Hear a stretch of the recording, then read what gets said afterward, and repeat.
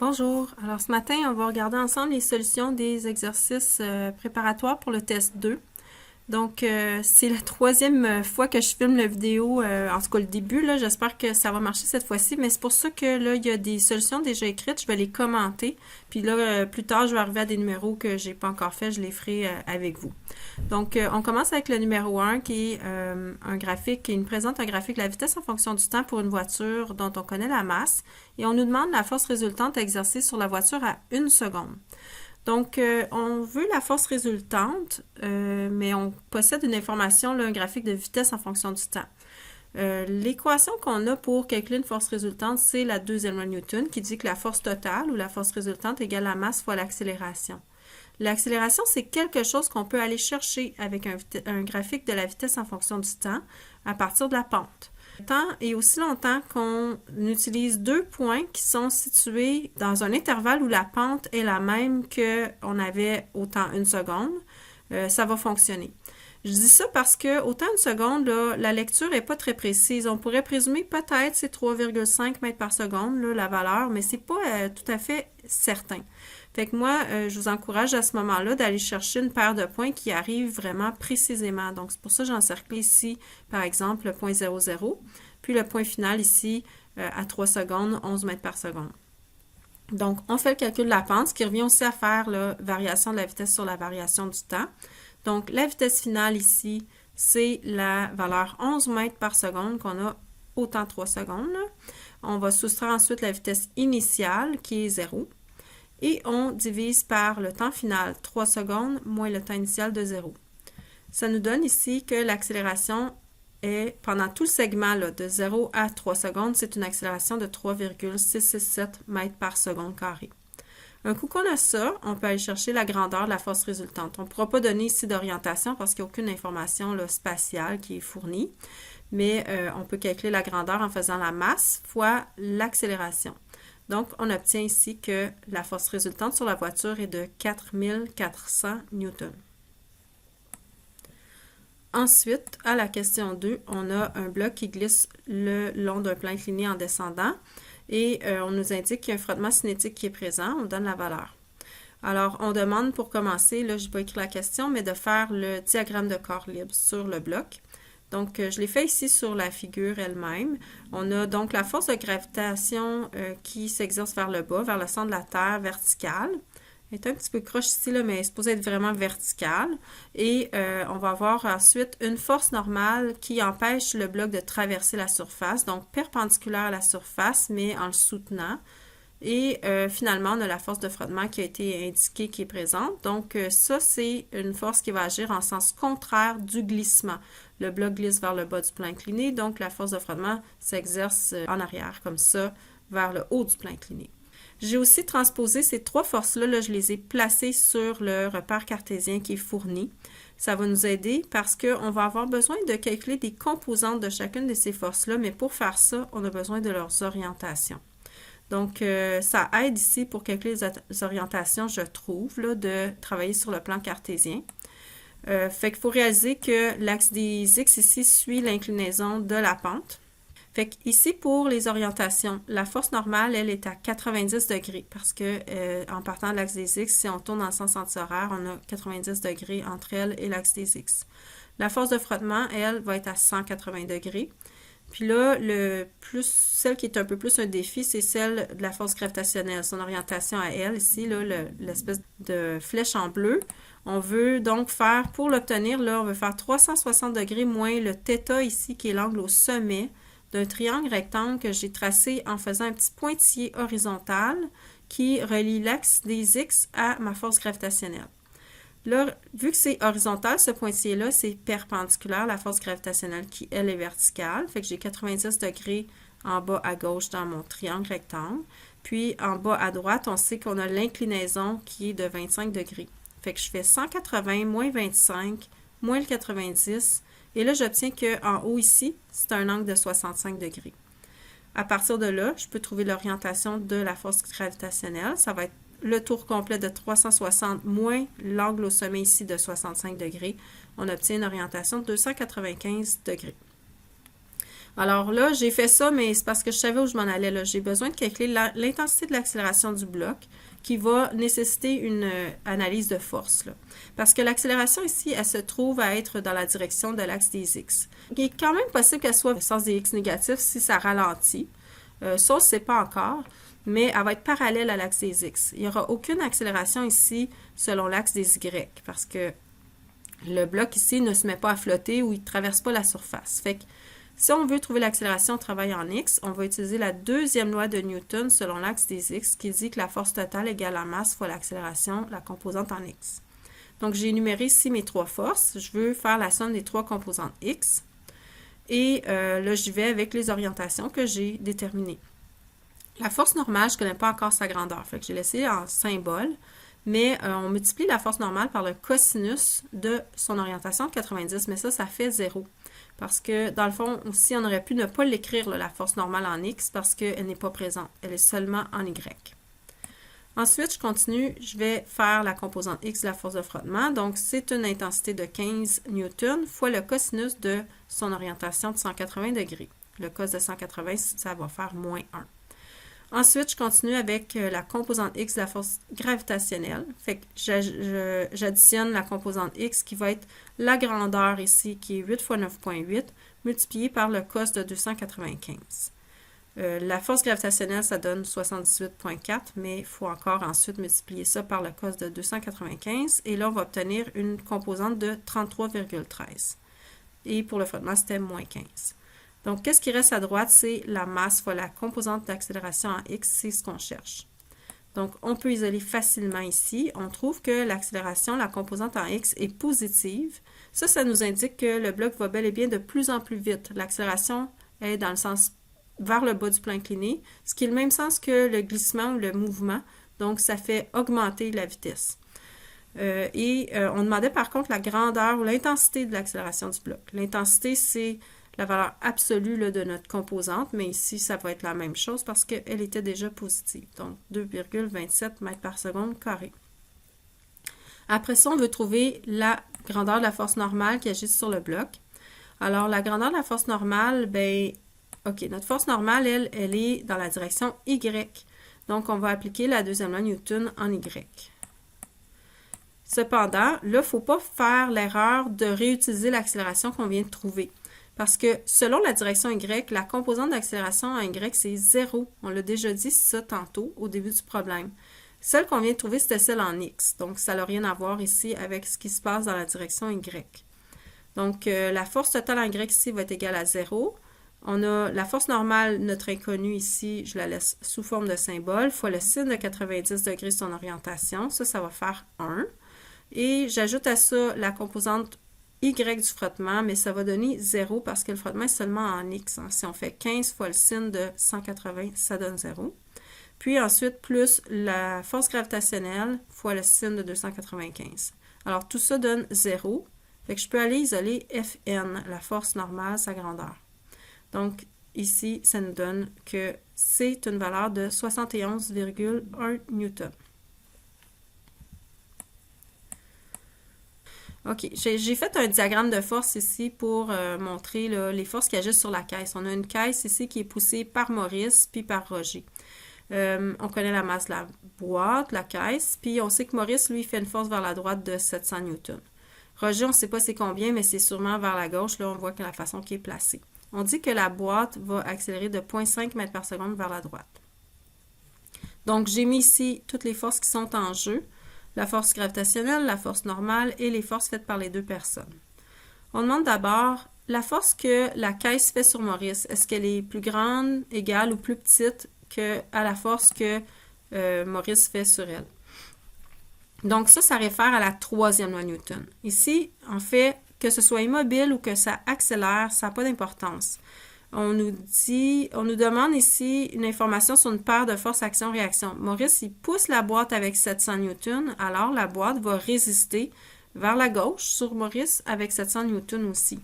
On ne trace pas cette force-là dans notre diagramme de corps libre parce qu'elle n'agit pas sur la caisse, elle agit sur Maurice, là. Donc, on ne veut pas qu'elle soit dans notre analyse des forces sur la caisse tantôt. Mais bon, on comprend donc que la force que la caisse fait sur Maurice est égale à la force que Maurice fait sur la caisse. Ensuite, on demande de comparer la force que Roger fait sur la caisse à la force que Maurice fait sur la caisse. Là, c'est autre chose. C'est pas une paire action-réaction. Ces deux forces-là, ils agissent sur le même objet.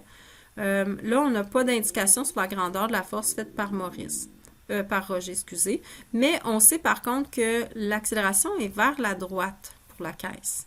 Mais ici, comme les seules forces qui agissent selon la direction des X, dans le sens où il y a l'accélération, ce sont les forces de Maurice et de Roger, bien, si l'accélération est vers la droite, ça veut dire que la force de Maurice est plus grande que la force de Roger.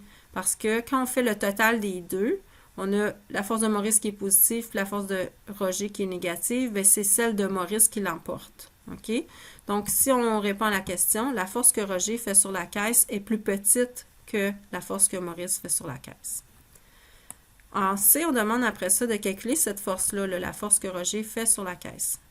Donc, on cherche une force qui est selon la direction X. Donc, on va appliquer la deuxième loi de Newton selon X. Et ici, j'ai énuméré les 4 forces. On veut faire la somme des 4 composantes en X. Cependant, la force normale et la force gravitationnelle ici n'ont aucune composante X. On pourrait faire force normale fois cos de 90, puis force gravitationnelle fois cos de 270. Ça donnerait 0. On le voit ici parce qu'elles sont seulement en Y. Fait qu'il reste juste la force de Maurice en X puis la force de Roger en X. Alors, je vais y aller ici avec... on va prendre l'orientation ici pour Maurice. Là, on sait que c'est grandeur de 700, fait que fois cos de 0 degré, pouce vers la droite. Mais vous pourriez aussi tout de suite écrire simplement plus 700 parce que c'est dans le sens positif de l'axe des X complètement. Après ça, la force faite par Roger, c'est une grandeur inconnue, mais on sait qu'elle est à 180 degrés. Donc, le cos de 180 degrés, ça fait moins 1. On aurait pu aussi simplement écrire moins FR pour moins la force de Roger parce qu'on voit qu'elle est dans le sens négatif de X. Et après, ça va être égal à la masse de la boîte, 100 kg, fois la composante X d'accélération. Donc, c'est vers la droite, fait que ça va être 0,5 fois cos de 0 degré ou encore 0,5 positif. Alors là, on peut isoler. Donc, on va avoir 700 moins la force de Roger égale 50.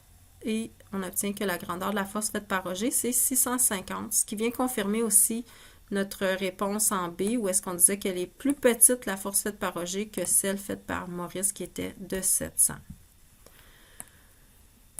OK, un dernier problème ici sur les forces et les accélérations. On a Taylor Swift qui est dans un ascenseur. On nous donne sa masse, puis on nous fait examiner différentes situations. On veut trouver dans tous les cas la grandeur de la force normale sous ses pieds. Donc, j'ai fait le diagramme de corps libre sur Taylor Swift. Il y a seulement que 2 forces qui s'exercent sur elle. On a la force gravitationnelle vers le centre de la Terre et la force normale qui fait que le plancher la soutient, donc vers le haut. Donc, dans la première situation, on dit l'ascenseur est immobile. Là, on travaille seulement avec des forces qui sont en Y, donc on va utiliser la deuxième loi de Newton selon l'axe des Y. Si on fait la force totale en Y, bien, ça va être égal à la masse fois l'accélération en Y. Mais là, on vient de dire que l'ascenseur est immobile, donc il n'y a pas d'accélération. La force totale en Y, bien, on va faire encore une fois les composantes Y. Okay? La force normale, elle est positive et vers le haut. Je cherche sa valeur, fait que je vais écrire juste positif, le plus Fn. La force gravitationnelle est négative parce qu'elle est complètement dans le sens négatif de l'axe des Y. Donc ça va être une force gravitationnelle de 568,4 newtons vers le bas, donc négative. La somme des deux doit donner 0. Fait que là, on isole et on trouve que la force normale, elle a la même grandeur que la force gravitationnelle quand l'ascenseur est au repos. C'est que c'est 568,4 newtons. Maintenant, si l'ascenseur accélère vers le haut avec 1 mètre par seconde carré d'accélération, on reprend la même équation, là, la force totale en Y égale à la masse fois l'accélération en Y, la deuxième loi Newton. La partie à gauche de l'équation reste la même. On a la force normale qui est inconnue et positive. On a la force gravitationnelle qui est connue et qui est négative. Mais là, ça sera plus égal à 0, ça va être égal à la masse, 58 kg, fois la composante d'accélération. Donc ici, l'accélération est vers le haut, fait que c'est une composante positive complètement. Donc, une valeur de plus 1, qui est multipliée à 58. Donc, on isole maintenant en envoyant le 568,4 à droite. Donc, il va être additionné à 58, puis on obtient que la force normale sous les pieds de Taylor Swift, dans ces circonstances-là, est plus élevée que la force gravitationnelle. C'est 626,4 newtons. Prochaine question, c'est si l'ascenseur subit une accélération de 1 mètre par seconde carré toujours, mais vers le bas. Donc là, il y a juste une petite chose qui va changer dans notre calcul qu'on vient de faire. C'est le signe de la composante d'accélération. Donc, au lieu d'être positive, elle va être négative. Donc, autrement dit, quand on va isoler 568, isoler la force normale, on va apporter le 568,4 à droite. On va lui soustraire 58. Donc, la force normale ici va être rendue de 510,4 newtons.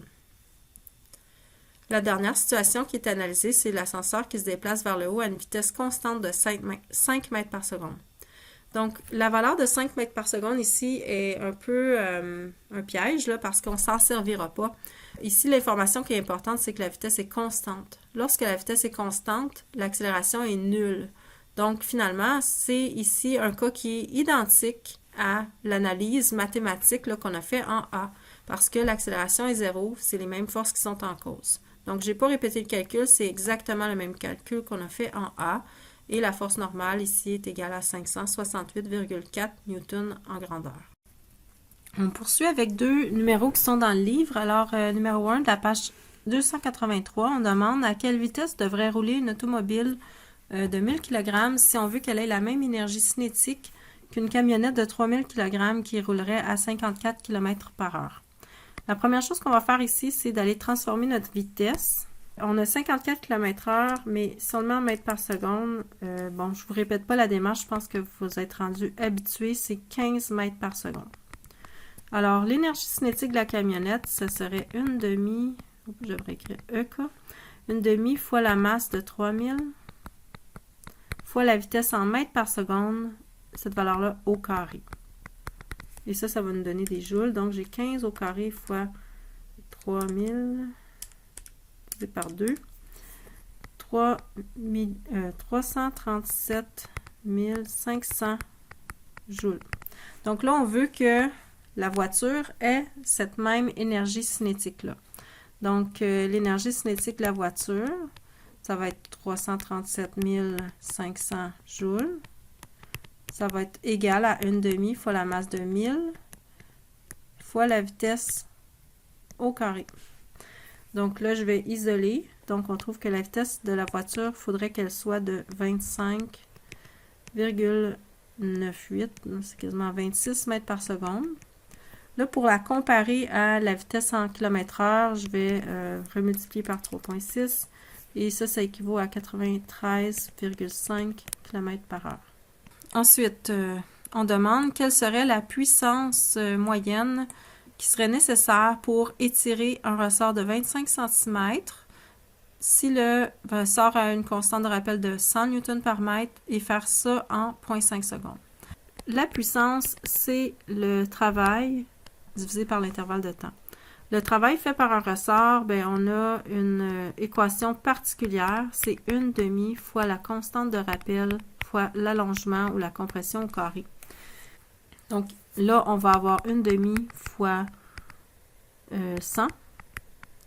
Et là, il faut multiplier par delta x, il doit être en mètres. Donc ça, c'est important, 0,25 mètres au carré. Fait que ça nous fait 3,125 joules. Maintenant, pour la puissance, ça va être ce travail-là, 3,125 divisé par 0,5. Donc, 6,25 watts. Ensuite, on regarde une petite fille sur une balançoire. On dit qu'on connaît sa masse. Et à la position A, elle a une vitesse de 2 mètres par seconde. On connaît la hauteur de la position A par rapport à la position B. Et là, on s'intéresse à l'énergie mécanique de Gertrude lorsqu'elle se trouve à la position A. Donc, quand on n'a pas d'indication où est-ce qu'est le sol, on va placer la hauteur Y égale 0 au point le plus bas qu'on va travailler avec. Parce que ce n'est pas obligé d'être relatif à un vrai sol. Donc, ici, on va définir que la hauteur Y égale 0, c'est quand elle arrive au point B. C'est important parce qu'on va travailler avec l'énergie potentielle gravitationnelle, puis là, on va avoir une hauteur au point A par rapport à ça. Donc, l'énergie mécanique, en général, si on veut l'énergie mécanique au point A, on peut faire la somme de l'énergie potentielle gravitationnelle au point A, plus l'énergie cinétique au point A. Puis, il y aurait une autre forme d'énergie possible, ce serait l'énergie potentielle élastique, mais là, on ne travaille pas avec un ressort ou un élastique, donc c'est pas présent. Alors, si je calcule l'énergie potentielle gravitationnelle, ça c'est la masse, 20 fois 9,8 fois la hauteur en mètres.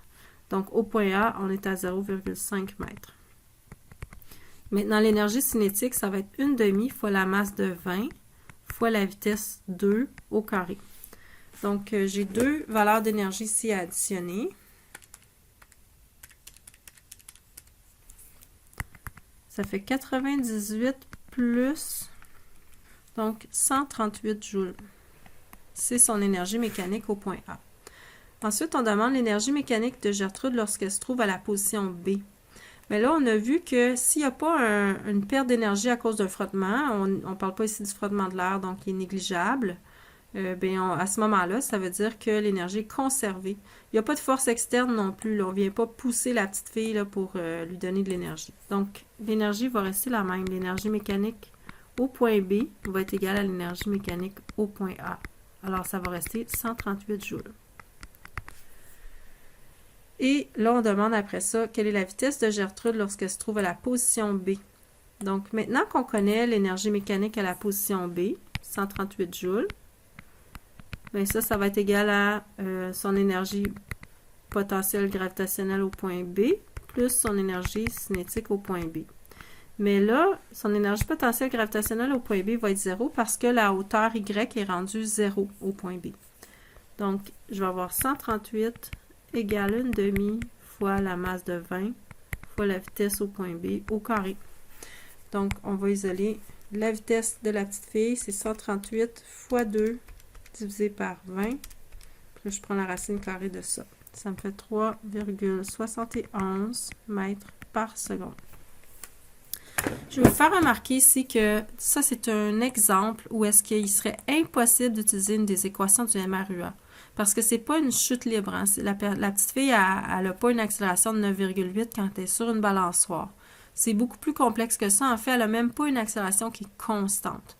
Donc, les cas comme ça, d'un pendule ou d'une balançoire, c'est absolument incontournable là, avec ce qu'on connaît de les résoudre par énergie.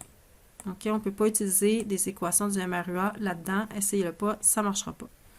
OK, au numéro 6, maintenant, on a un bloc de 2 kg qui oscille au bout d'un ressort horizontal. Il n'est pas précisé, là, mais il n'y a pas de frottement ici, là, parce que sinon, on serait un peu bloqué. On dit que on donne la constante de rappel du ressort, puis au moment où il a été tiré de 15 cm, on connaît la vitesse qui est 2 mètres par seconde. On demande maintenant la vitesse du bloc à un autre moment, quand il est comprimé de 10 cm le ressort. Donc là, on va procéder par conservation de l'énergie. Encore une fois ici, lorsque un objet est rattaché au bout d'un ressort, ça ne se comporte pas avec une accélération qui est constante. C'est une accélération qui change à chaque instant. Donc, une équation du MRUA, ça ne peut pas fonctionner pour ces cas-là. Donc, ici, par contre, ce qu'on sait, c'est que, disons qu'on appelle le premier instant où est-ce qu'on a l'étirement de 15 cm le moment initial, bien, l'énergie mécanique au moment initial, ça va être égal à l'énergie mécanique au moment final lorsque le ressort est comprimé de 10 cm. OK, donc ici, on ne travaillera pas avec l'énergie potentielle gravitationnelle parce que ça reste toujours à la même hauteur. Donc, on va énumérer, là, on a les énergies cinétiques à prendre en considération. Donc, une énergie cinétique initiale, puis les énergies potentielles élastiques aussi, là, à prendre en considération. OK, donc, si on y va avec la situation initiale, on aurait comme énergie cinétique 1/2 fois la masse, qui est de 2, fois la vitesse aussi de 2 au carré. Plus ensuite l'énergie potentielle élastique, 1/2 fois la constante de rappel, fois la constante de rappel 500, fois l'allongement initial en mètres au carré. Donc, 0,15 au carré. Ça, c'est nos deux énergies initiales. À la fin, l'énergie cinétique finale, ben, je vais juste la laisser comme inconnue parce que je cherche la vitesse, donc je ne la connais pas. Mais je sais qu'on a la compression de 10 cm. Fait que là, on va avoir l'énergie potentielle élastique de 1/2 fois 500 fois la compression là, en mètres, 0,10 au carré.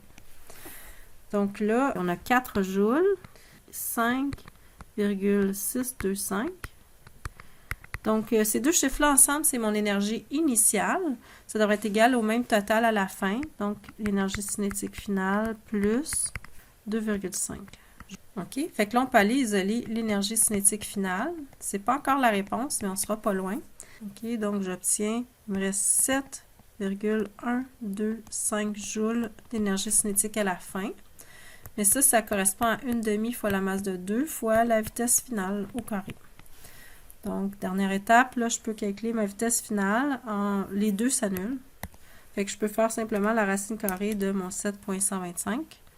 Et ma vitesse finale est égale à sa grandeur 2,67 mètres par seconde.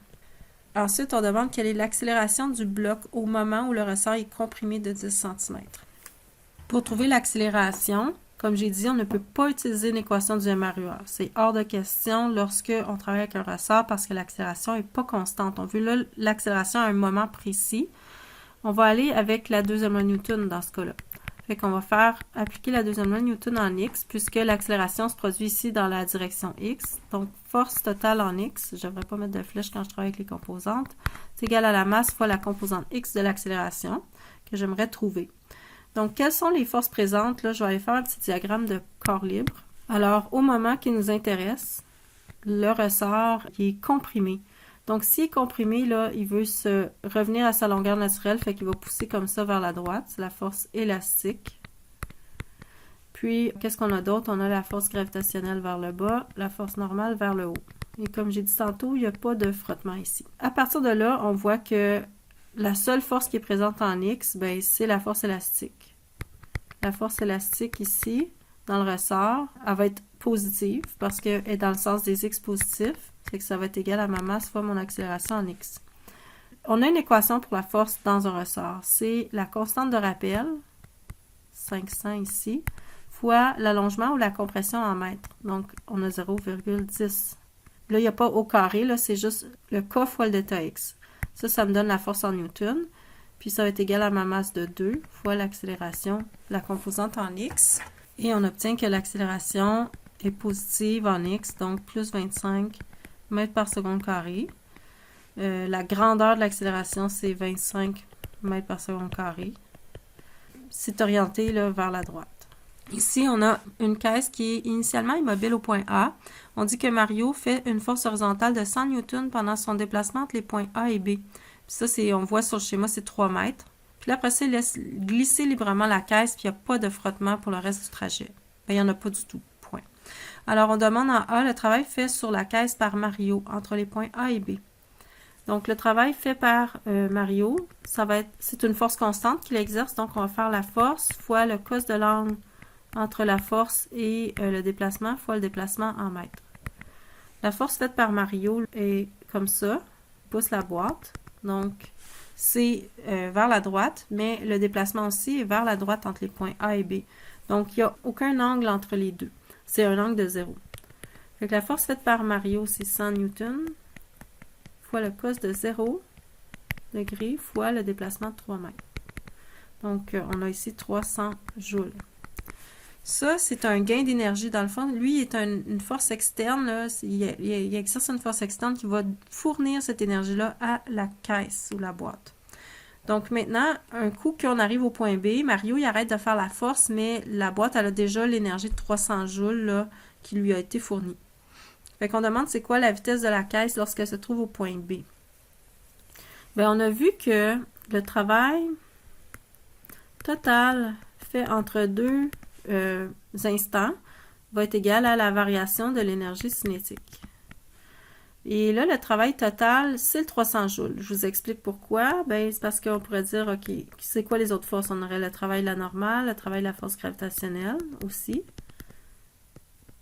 Mais là, ces deux premiers sont 0 parce qu'ils sont perpendiculaires au mouvement. Ça fait le cos de 90 dans l'équation du travail. Je devrais mettre un W ici. Là. Bon, j'ai pas beaucoup d'espace là. Autrement dit, le travail de la force F va être égal à 1/2 fois la masse fois la vitesse au point B au carré, moins 1/2 fois la masse fois la vitesse au point A au carré. Mais la vitesse au départ était de 0. Juste vérifier là. Oui, initialement immobile. OK, donc on a 300 joules égale 1/2 fois la masse de... Ah, c'est écrit sur le schéma, puis je l'ai même barré, là. C'est 25 kg fois VB au carré. Donc là, j'isole la vitesse au point B. Ça me fait une vitesse de 4,90 mètres par seconde. Donc, maintenant, on demande l'énergie mécanique de la caisse lorsqu'elle se trouve au point B. Si on regarde quelles sont les énergies possibles, ben, il y a l'énergie potentielle gravitationnelle, puis là, ça sera pas 0 parce qu'on a une hauteur par rapport au point le plus bas qu'on va atteindre plus tard. Et on a une énergie cinétique parce qu'on a une vitesse. Il n'y a pas de ressort, donc ça se limite à ça. Alors, l'énergie potentielle gravitationnelle au point B, on va tenir compte de la hauteur de 2 mètres. On place la hauteur de 0 ici au point le plus bas. OK, donc ça veut dire qu'on fait notre masse de 25 fois 9,8 fois la hauteur de 2. Ensuite, j'ai plus 1/2 fois la masse de 25 fois la vitesse de 4,90 au carré. Remarquez que cette énergie cinétique-là, on l'avait tantôt, c'était 300. Fait que je ne referai pas le pitonnage, là. Je sais déjà que ça donne 300. Fait que je vais avoir 25 fois 9,8 fois 2. Ça fait 490 plus 300. 790 joules. Alors, maintenant, on demande ensuite la vitesse de la caisse lorsqu'elle se trouve au point C. Donc là, elle va descendre, elle n'aura plus d'énergie potentielle gravitationnelle au point C. Mais je sais déjà que l'énergie mécanique au point C, bien, ça va être égal à mon énergie mécanique au point B. Il n'y a pas de frottement. Et la personne ne fait plus de force là, extérieure. Donc, on va avoir 790 joules. Mais ça va être égal à l'énergie potentielle gravitationnelle au point C, plus l'énergie potentielle, non, cinétique, excusez, au point C. Cependant, il n'y a plus d'énergie potentielle gravitationnelle. On a atteint la hauteur de 0. Donc, le 790 joules va devenir toute l'énergie cinétique. Ça va être 1/2 fois 25 fois la vitesse au point C au carré. Ça fait 7,95 mètres par seconde. On demande après ça, quelle est la vitesse de la caisse lorsqu'elle se trouve au point D. Là, c'est un peu une question de juste voir si vous avez compris, là, parce que entre le point C et le point D, il n'y a pas vraiment de différence, vu qu'il n'y a pas de perte d'énergie en frottement. Ben, la vitesse va rester la même. Puis, si on faisait un calcul, ce serait la même chose. On sait qu'on a encore 790 joules, puis c'est toute l'énergie cinétique, on n'a pas de hauteur. Donc, c'est la même chose, là. On va juste dire ici, vitesse au point D égale 7,95 mètres par seconde. Et pour finir, la vitesse de la caisse lorsqu'elle se trouve au point E, qui est 4 mètres au-dessus. Donc, là, on a encore un 790 joules qui est conservé. OK, donc ça doit être notre énergie au point E. Donc ça va être égal à l'énergie cinétique au point E plus l'énergie potentielle gravitationnelle au point E. Donc, on veut la vitesse, fait qu'on cherche l'énergie cinétique. Mais l'énergie potentielle gravitationnelle, on peut l'obtenir parce que c'est égal à masse fois 9,8 fois la hauteur de 4 mètres. Donc, 25 fois 9,8 fois 4. Ça me donne 980 joules. Voyez-vous que ici, là, c'est un problème. Le F, là, c'est vraiment tout est dans l'interprétation. Parce que si je continue aveuglément, là, je vais isoler mon énergie cinétique, puis je vais obtenir un négatif. Ça se peut pas, ça. Moins 490 joules. Ça, là, c'est impossible. C'est une erreur, c'est impossible. Pourquoi? Bien, on vient de déterminer que ça demanderait, en énergie potentielle gravitationnelle, ça demanderait au bloc 980 joules pour atteindre cette hauteur-là. Il y a besoin de 980 joules. Mais il en possédait seulement 790 joules, donc il n'y en avait pas assez d'énergie. Fait qu'en fait, le bloc ne se rendra jamais au point E. Donc, la réponse est un peu détournée, là. Il ne se rend pas au point E. OK, et là, c'est vraiment le dernier exercice. On a un bloc ici qui glisse encore une fois à partir du repos, le long d'une rampe inclinée. Puis, on connaît la grandeur du déplacement en centimètres. Il va falloir le mettre en mètres parce qu'on va utiliser la notion de travail ici, puis on connaît la force de frottement cinétique. Donc là, on demande le travail fait par la force de frottement pendant le mouvement du bloc. La force de frottement, c'est une force constante. Donc, pour une force constante, je rappelle l'équation, c'est F, la grandeur de la force, fois cos de l'angle entre la force et le déplacement, fois le déplacement en mètres. Donc, pour le frottement, bien, ça va être égal à la grandeur de la force de frottement, c'est 6 newtons. Là, le frottement, il agit en sens contraire à notre déplacement, parce que le bloc il est parti du repos, donc il ne va pas monter, là, il va descendre. Donc, ici, on a un 180 degrés entre les deux. Puis, on multiplie par le déplacement en mètres, 0,55. Donc, c'est un travail négatif parce que le frottement fait perdre de l'énergie au bloc pendant qu'il glisse. C'est moins 3,3 joules. Ensuite, on demande le travail fait par la force normale, fait pendant le mouvement du bloc.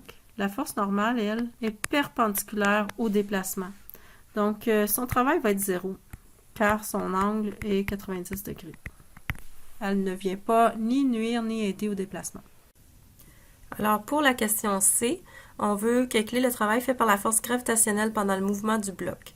Pour commencer, là, vu que pour trouver le travail, il va falloir faire le produit de la force gravitationnelle fois le déplacement fois le cosinus de l'angle entre les deux. Donc, on a besoin de savoir quel est l'angle entre la force gravitationnelle et le déplacement. Donc, le déplacement, là, il suit l'axe des X vers le bas du plan incliné. La force gravitationnelle est vers le bas vertical. Fait que pour trouver l'angle, ici, j'ai tracé un pointillé horizontal qui relie l'axe des X ou le déplacement à la force gravitationnelle. Donc, comme ça, c'est un pointillé horizontal, c'est perpendiculaire à la force gravitationnelle qui, elle, est verticale. Et on sait que l'inclinaison de l'axe des X par rapport à l'horizontale, c'est 35 degrés. Donc, on peut aller chercher ici, là, par le calcul qui est en rouge, l'angle θ au sommet du triangle, en faisant la somme des angles d'un triangle qui donne 180 degrés. Alors, on peut faire 180 moins le 90 moins le 35. On obtient qu'on a 55 degrés comme angle au sommet dans notre triangle.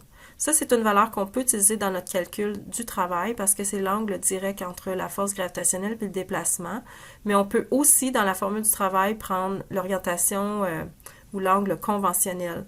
Donc, si vous préférez faire ça parce qu'on doit utiliser cet angle-là lorsqu'on travaille avec les composantes, on peut le faire aussi. Alors, cet angle-là, qui est en vert, serait égal à un tour complet moins le 55 degrés qu'on retrouve au sommet du triangle. Fait que ça fait un angle conventionnel de 305 degrés.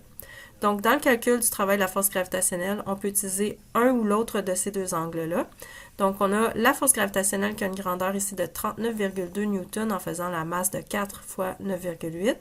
On multiplie par le delta X qui, ici, en mètres, c'est 0,55.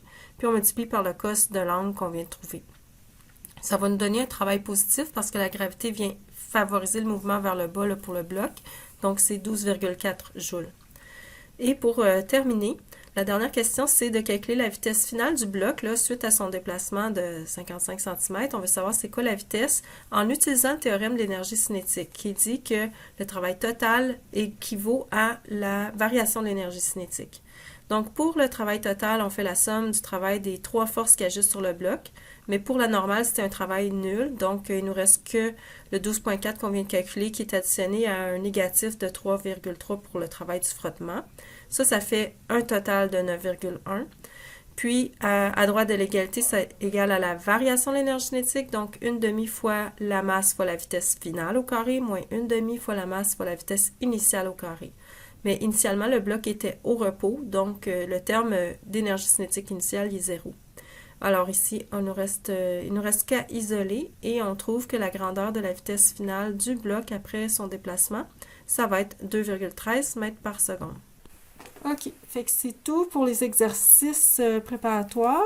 Je vous envoie les informations pour le test là, par Mio. Vous regarderez vos Mio pour savoir, particulièrement pour le groupe de Gabriel Roy, il y a un local réservé à la bibliothèque. Là. Fait que pour qu'on soit tous dans le même local, je vous enverrai les directives par Mio. Pour mon groupe Félix Leclerc, c'est au local qui est à votre horaire, le 2091 si je me rappelle bien. Je vous envoie aussi ces informations-là par Mio. Donc, c'est tout pour aujourd'hui. Bonne journée!